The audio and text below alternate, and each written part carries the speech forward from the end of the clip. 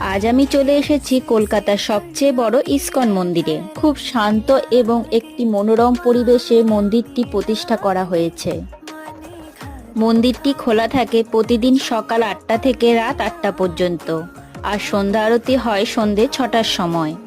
এছাড়াও breakfast, lunch, ডিনারে ভোগ প্রসাদ পাওয়ার ব্যবস্থাও রয়েছে। যে কোনো বৈষ্ণব অনুষ্ঠান এখানে বিশাল বড় করে পালন করা হয়, যেমন জন্মাষ্টমী, রাধা অষ্টমী, গৌর পূর্ণিমা, রথযাত্রা খুব সুন্দরভাবে এখানে পালন করা হয়।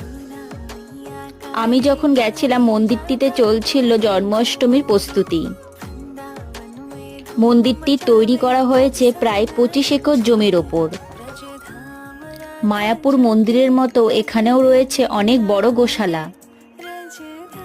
সত্যি খুব সুন্দর পুরো মন্দির প্রাঙ্গণটি।